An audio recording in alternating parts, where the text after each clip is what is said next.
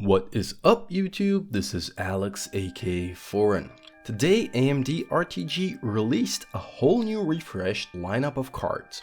The RX 500 series, which is basically the same as the 400 series, only with higher clocks, an improved power delivery system and other minor things. You may remember the 200 and 300 series from AMD, which were also basically refreshes of the previous HD 7000 series. The 7970 became the 280X, which became the 285, which became the 380. People tend to call those things rebadges or rebrands, but I consider them refreshes. The cards aren't entirely new microarchitectures as PC enthusiasts hope, but it's still an improvement over the previous generation.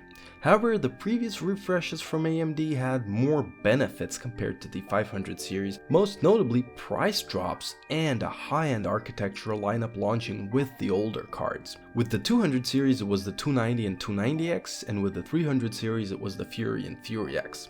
With the 500 series it would be Vega, but we still know so little about it. It's supposed to launch before July, so June looks most likely. That is 3 months away from now though, which means the 580 will be AMD's newest top dog card for 3 months straight now, enticing enthusiasts to go buy that GTX 1070 for only around $100 more from Nvidia. Another problem the 500 series is facing is pricing.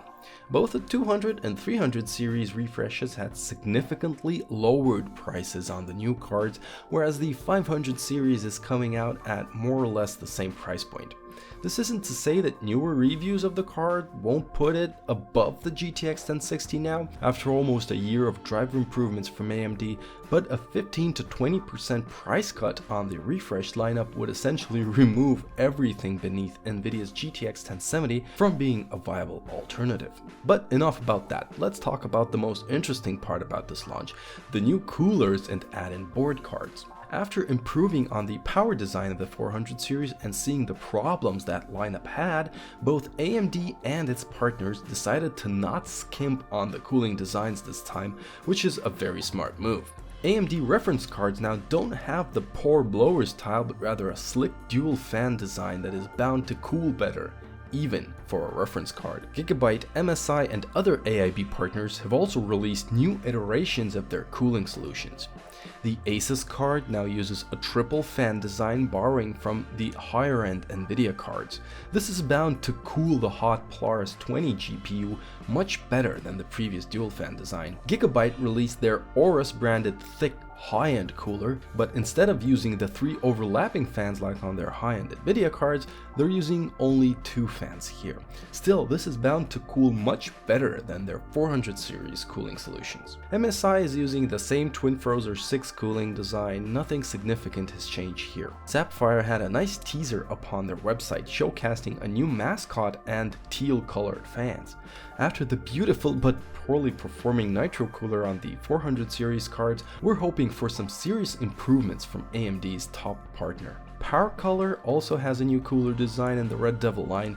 This one seems much beefier than the one on the 400 series, and they also touted improved VRM design. Time will tell how they've improved this time. That's most of the cards I can find prior to launch. Hopefully they'll show their worth in all the reviews that came out today as well.